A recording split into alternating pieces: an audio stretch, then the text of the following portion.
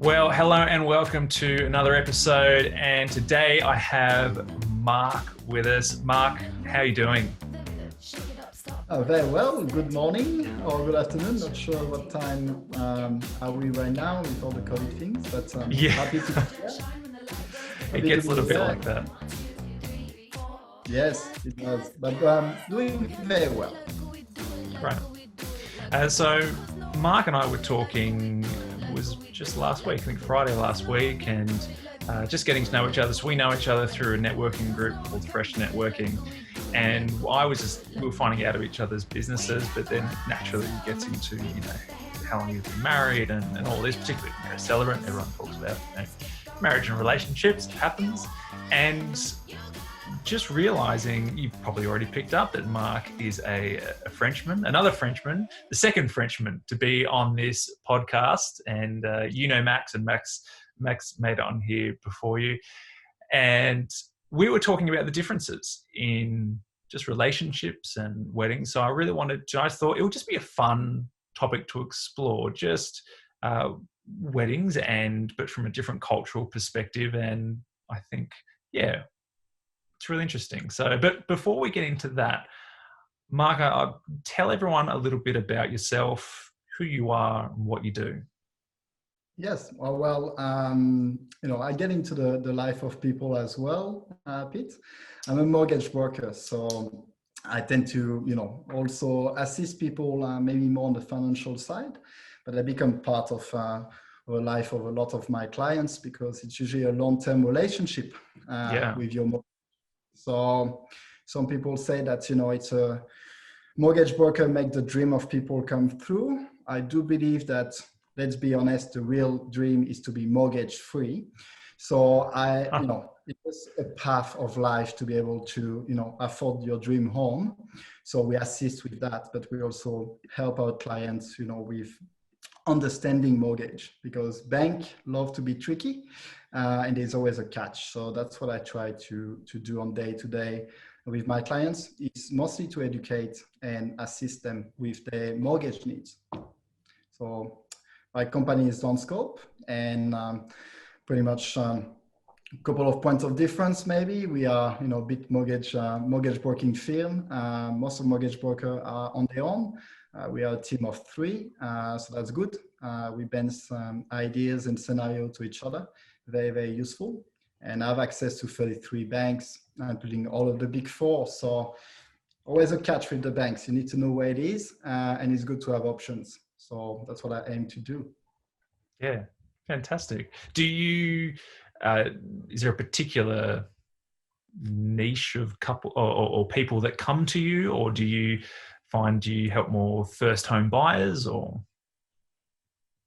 Well, realistically, we can help any type of clients. I would say that probably at Lonscope, we are a lot on word of mouth, and we spend probably a bit more time than the usual banker and broker in assisting our clients. So a lot of people come through word of mouth, and they tend to be maybe people who are a bit more complex than most. So, self-employed people, I'm fairly passionate with what I do. So I love helping people that, they have their own business. So that's mean the bankers need to understand the financials and things like that. They need to be having a good application put together. So then the assessor on the other hand of the table, or the bank, understand the business of the person if it is a self-employed person. So that's probably my niches. I wouldn't say that first home buyers love that. There is a lot to know when you get into a property for the first time. So we probably spend a bit more time doing some education about, what is a stamp duty, am I entitled to a first home buyer grant, all those kind of things. So really, I'm open to any type of clients. And I would say, maybe I have my favorites with self-employed, but, I help everyone who's in need of mortgage finance. Yeah. Yeah, fantastic. I'll make sure that we put in the show notes how people can get in contact with you, particularly if people are sole traders and own their own business and looking for someone to help tell the banks that they should just give them lots and lots of money. Well, tell us a little bit how you came from, your journey from France to Australia. Yes, well, I'm not that old, but I'm in my mid 30s now. So You look mid uh, 20s. You're doing great. love the compliment, Pete. You know, you have this vibe about yourself. It just make people feel comfortable. Look, I had the luck to do a lot of studies, study architecture back in Europe. And when I graduated and start working, I took a bit of a break and pay a visit to my sister, who was already living in Melbourne, doctor in finance. And pretty much I said, wow, Australian people are lovely. Melbourne is great. So maybe I should actually, spend a bit more time here. And so I did, and did some further studies here, in this case in business and then finance. And eventually, met my wife here as well. She was also from overseas, not from France, from Poland, but she was studying as well, and same path, wanted to see something different. And same conclusion: Australia is awesome, and people there are lovely. Lifestyle is great, and there's a lot of potential if you are genuine and want to do the right thing. I think Australia has a lot to offer. So that's how I came across, and I've been in Australia for 8 years now. So I still have the strong accent, but love Melbourne and love Australia. Yeah. Well, still, strong accent, but your English is great. And you sent a video through to one of the groups of French people can sometimes drop the H's and the S's. Yes. So that was a good video, a little YouTube to watch. You do great. So you met your wife. What's your wife's name? Monica. Well, actually, she's in the background, and I did not make that on purpose. So I'm glad that's your wife, Monica, in the background, and not another woman that you're cuddling. She loves to be present, and she loves to be in the picture. Yeah, literally. So yeah, literally. So you met her while you were both studying, yes. And tell us a little bit about dating. So from overseas, tell us what was your dating experience here, and how is it, or was it different to what it would have been like dating back home in France? Yeah, I believe there's a bit of it's part of the cultural differences, I would say. I won't speak about Poland, but I think the European vibe is a bit similar anyway. But going back to France, we don't do much dating in France, not in the same way it's seen in Australia. So quite often when you met someone in my culture, you straight away get into the relationship status, and very quickly people will start to live together, or at least they will be quite exclusive and quite committed from day one. However, the relationship may stay only, last for 2 days, but straight away. So there is not really the expression that I discover, and I discovered that in Australia, but I'm seeing someone. It's something that doesn't really apply in my culture. So I have difficulty to understand what it means. Oh, I'm just seeing this guy. I'm just seeing this girl. Okay. And then date through the week. So I was saying, how does that work, or whatever? So different concept, but interesting. So when I met my wife, or my wife to be at the time, well, we just went, very simple, basic, start dating in an Australian way, but really it was European way. So, straight away, seeing each other. We moved in fairly quickly, maybe like 2 or 3 months down the track, moved in together. I personally believe it's the best way to get to know someone, really. When you really live under the same roof, you find out about the good and the quirk, if that makes sense. So why not get that out of the way fairly quickly, so then you know if you are compatible or not, if that makes sense. So that will be probably the biggest difference I came across when I moved to Australia. Strong. So French is ready just you jump in, like you said, it might be 2 days, but those 2 days you're together, rather than I'm seeing this person, we're seeing if we're going to be dating. It's like, no, we'll just get straight to it, and then we'll find out from there. Yeah, a little bit. So, some people said, oh, that's a bit like the Latin country, the Spanish, the Italian, or maybe like, very passionate and things like that. But on the other hand, also in the social environment, when you work in the street with your girlfriend or things like that, the social aspect is they will look at this relationship as pretty committed and serious. So I often put this example, Pete. I have a group of 5 good friends, my blocks, if you want, my crew or my pack, as you call it in Australia. I'm the only one married. All of them are with and I call them really their wife for the last 8 or 10 years.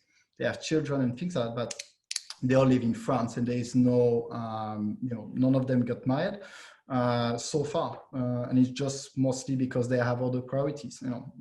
We need to build a career maybe for our kids. We want to save money to buy a property. Well, wedding could be a bit expensive. Do we really need that or not? And the laws and regulation are not the same as well. So yeah, it's a bit of a point of difference. Tell us, because we were talking some of the big differences when you do get married, or maybe big differences, cultural differences in France, I guess, marriage versus how Australians view weddings and getting married. Can you, I guess, tell me what you've observed? Yeah, it's a very straightforward answer, Pete. I've observed that in Australia, if you're not married with someone for quite some time, until you're married, it's not on the social aspect, and that's only my opinion and my perspective. People will just not take the relationship that serious. Maybe probably a bit more serious if you live under the same roof, but even there's a culture here of people share places and flatmate and things like that. In France, you have a bit less of that. People will live literally in a shoebox. Some of my best friend who is a top lawyer now, but he was living in Paris in 7 square meters for about 5 years. And he was a full-time lawyer at the time. It's a cultural thing again. So the main difference is, and that's what I experienced, is in Australia, even though I was maybe living with my wife, or she was not my wife at the time, for 5 or 6 years, I was still having some mates or some people in my network saying, oh yeah, but you're just seeing her, or you're just together, whatever. So, well, as serious can you be when you've been together for years and you're under the same roof? So yeah, it's a bit of a difference, and that's probably influenced the decision as well to want to get married. I don't say that I got married because only about this reason, but it's kind of like send a clear signal. Okay, well look, now we are married. For us, doesn't change that much. However, the good thing is it's a good excuse to have I love wedding. I think it's a lovely event. It's a good excuse to have a good party with your friends and celebrate with the family. And that's really a big tick. That's probably something that French people may miss out a little bit. Is it's I really recommend the experience of wedding. It's great. I have some very good memories of it. Yeah. So you mentioned, I guess, there's not a huge in France, the getting married isn't as much of a priority. Yes. But there's something that you did mention when French people do get married, it's very normal to get a prenup. Talk to us about that. Yeah, so that's actually a default setting. And that's probably why, yes, it's all linked together. So laws and regulations are different in France. And yes, so the prenup that you have in Australia is kind of a default setting in France. It's called séparation de biens. And that's pretty much culturally default setting. I mean, you still need to do it, but it doesn't cost you a thing. You just register your séparation bien, or as we call it, the prenup, with the authority. And it's a de facto setting in the way that people are so used to it, and they all do it, that if you actually get married without a prenup, people will look at it and say, oh, what, are you in it for the money? Or, I mean, the prenup is pretty clear, like what is yours, what is her, at least before the wedding. And then after the wedding, whatever you do together is 50-50, but none of everything else. So yes, that changed a lot of things, because I know in Australia that's the second item. So okay, I understand wedding has a different place in Australia, but also the discussion of prenup with your partner. I mean, for me and my wife, it was a no-brainer because we're both European and we do that without really thinking about it. But when we told our friends about it, it's like, we're thinking about doing a prenup and, all the costs associated with it, because she needs a lawyer, I need a lawyer, and you're thinking about the cost of a wedding. I mean, it's a lot of money that's, sometimes doesn't necessarily come well in the discussion with friends here in Australia when they said, why would you do a prenup? Like, do you have the contrary plan for a catastrophic event or something like that? Yeah. Well, it's interesting to see the difference.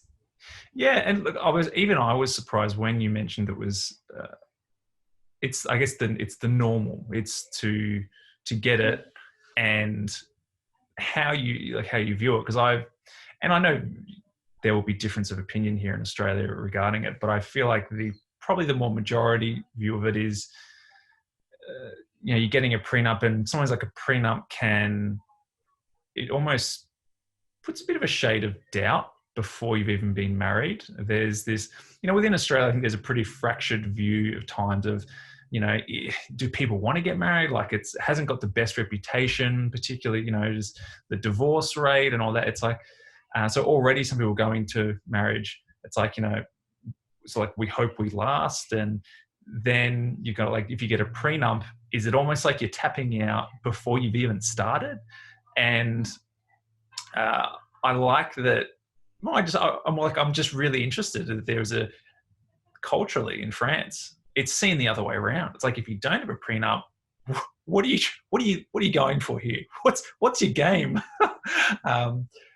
So yeah, I found that really interesting. I think it could be explained also just using some rationale here. You go back to the law and regulations. And now I'm jumping in as a mortgage broker, for example. Sure. When I have a couple making an application to buy a home, the key element when you make an application with any banks is, the stronger your application is, the easiest it's going to be in regard to the process, and also the better rate you will get from the banks and all the goodies that comes with it. Obviously, for the bank, if they see a couple applying, two individuals applying for a home loan and they are married, as opposed to like de facto relationship, well, I will not say de facto relationship, I will say like they just label themselves as single, because technically they're not classifying de facto because maybe they've been together for 6 months and they're not also married on the paper.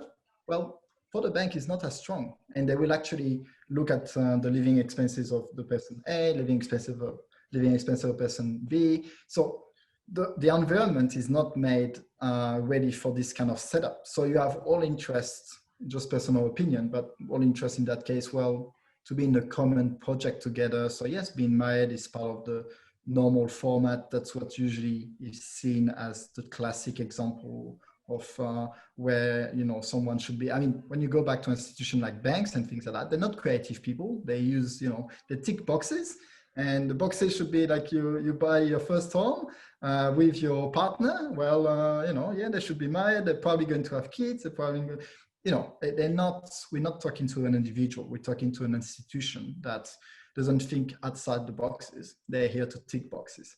So that's also made a difference. And we took a small mortgage here when we bought our first home, for example, my wife and I.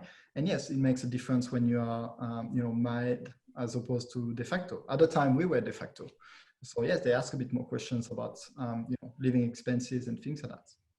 So I believe there is a bit of that as well coming into play, Pete. So rules and regulation states some of the rules and social expectation of the environment around us, I believe. Oh yeah.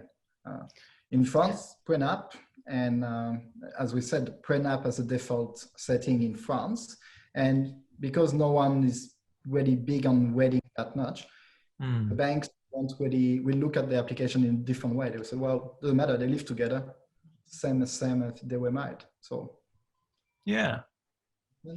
Yeah, right. So tell us a little bit about your wedding day. So this was a few years ago, was it 2018? So I've been with my wife for 10 years, but we've been married like only 2.5 years ago. So it was 29th of December, 2018. So interesting dates for some people because 29th of December is just right between Christmas and New Year's. Uh, but putting the things in context, having families from overseas on both sides, living on the other side of the world, it's a big, it's a big commitment to come to Australia. So usually, this time of the year in Australia, it's summer, and it's a good excuse for people to spend a good 2 weeks maybe. So the first thing, and the day was fantastic. It was great. I have a very, very positive experience of my wedding.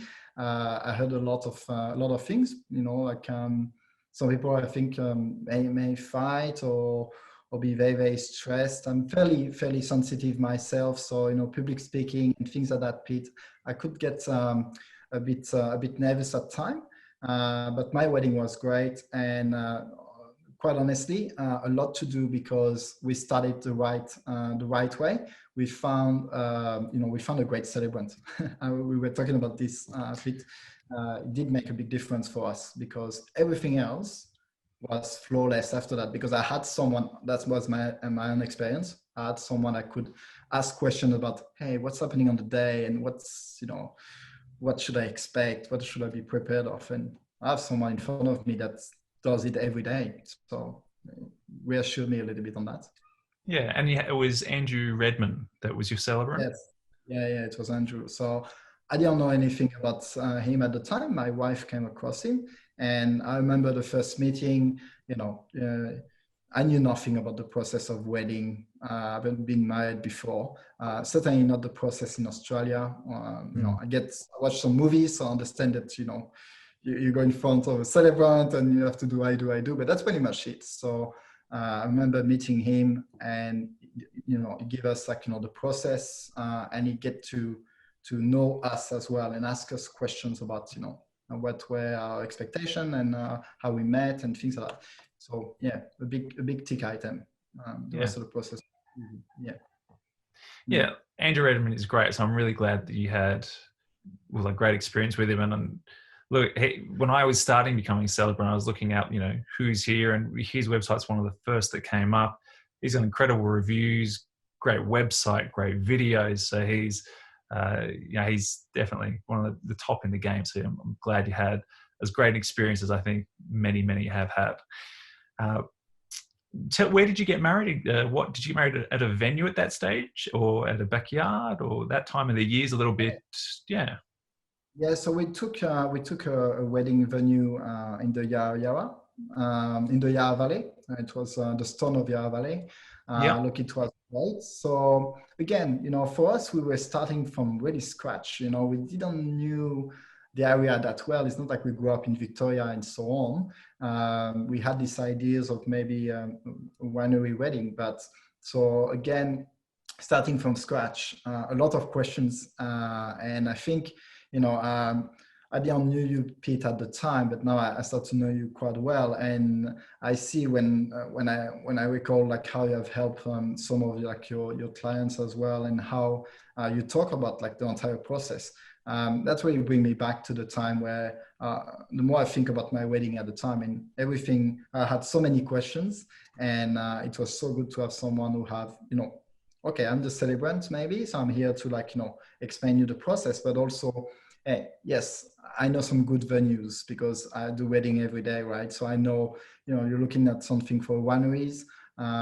In my case, it was Andrew that mentioned the Stone of Yarra Valley to start with, as well as other suppliers as well that come on. The photographer, for example, was recommended by my celebrants. So it does help a lot.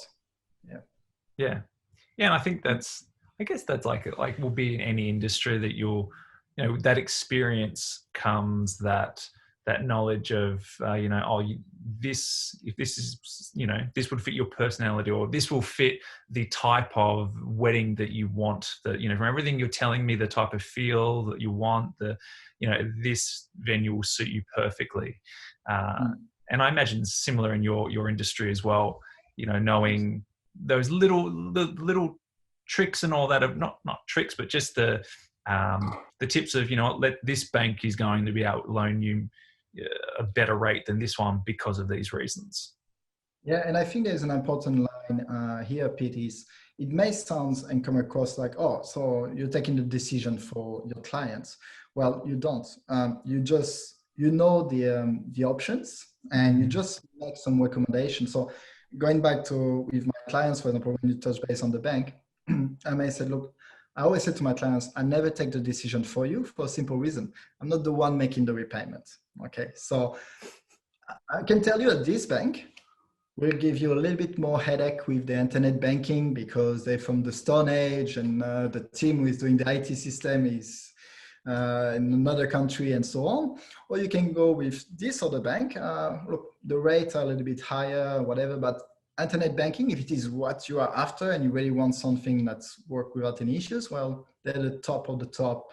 The IT processes are just, second to none. Great.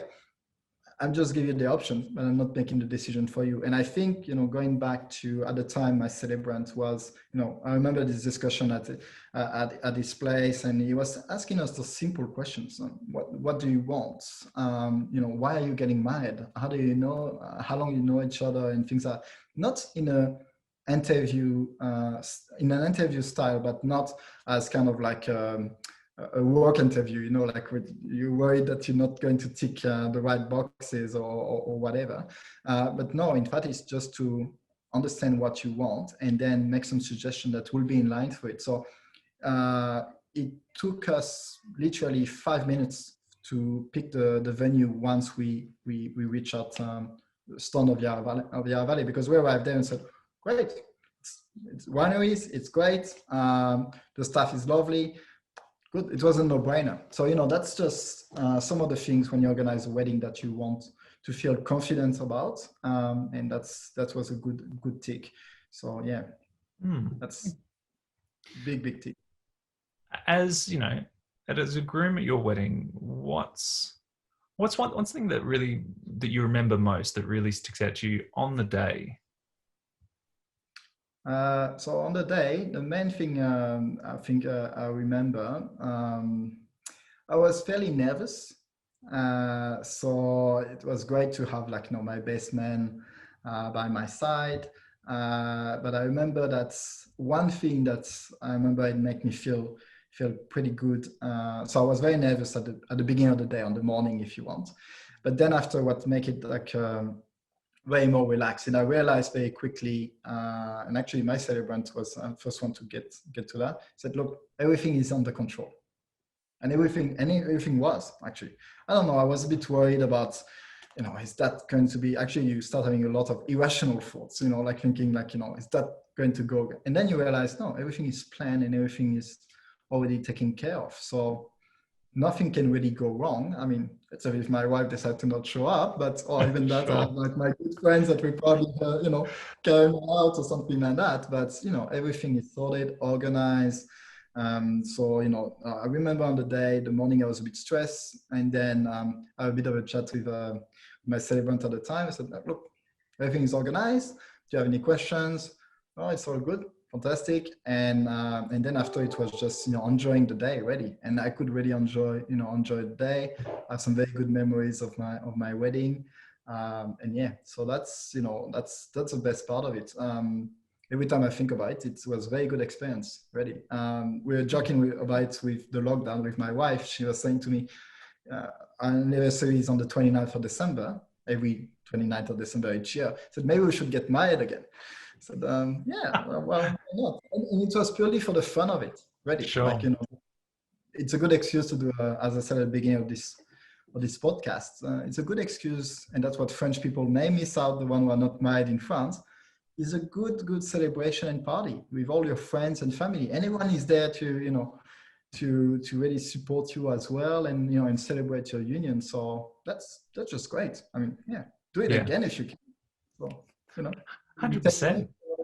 Yeah, 100%. And I think yeah, that's a really good point with, weddings are, I think a big part of weddings naturally and practically, you've got to look at budget wise and financially. Uh, but the one thing that I feel is just, well, it really makes sense is when you are able to get everyone you love, friends, family from overseas, just down the road, and you get them together for this event that really is so incredible and memorable that people look back at that day and there's stories about that day. There's bonding that's happened. Uh, there's things that at the end of your life you can look back and you can remember that day and the feeling of that day, and even the things that didn't go perfect you can have a laugh about later on. Maybe not on the day, you might not, although people you can laugh about stuff on the day, but there's something about creating an event that creates a memory and an experience that in terms of however many years we have on this earth is something that is incredible and shouldn't be overlooked, the importance of yeah. that. And So when you were mentioning, yeah, sorry, and when you mentioned like in the things that may have not gone well or whatever, I was trying to think.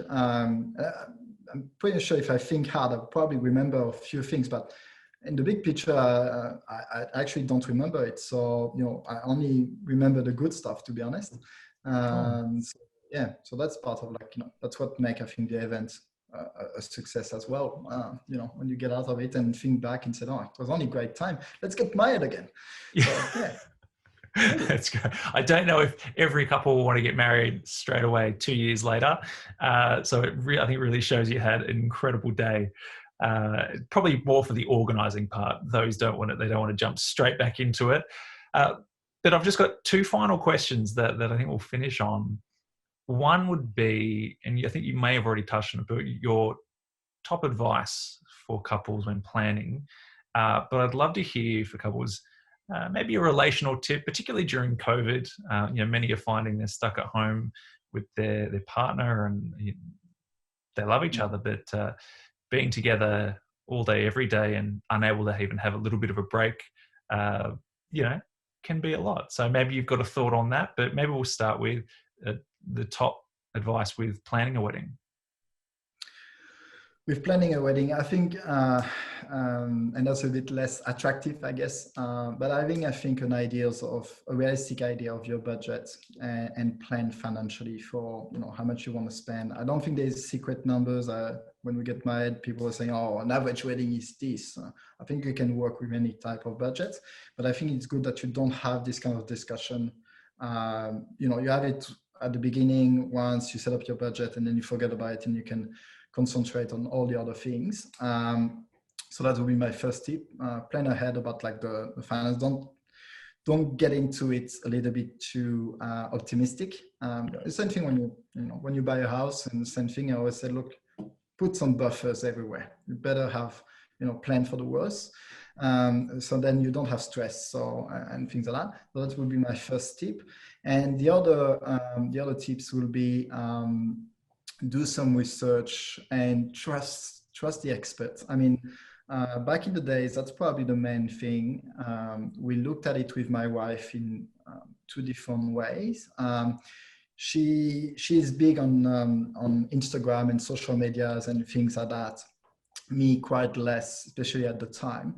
So she saw some nice podcast videos and things like that. So she did some research.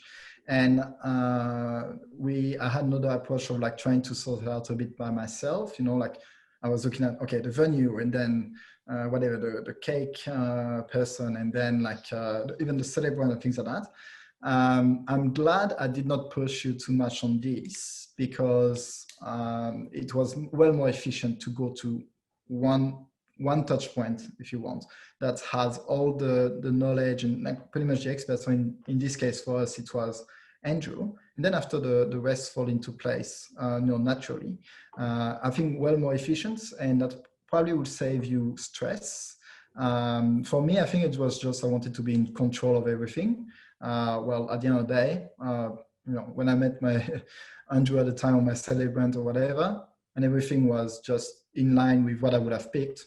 That's the other tip. So, trust the experts at some stage, and if you have some specific points, just throw it at him or at her.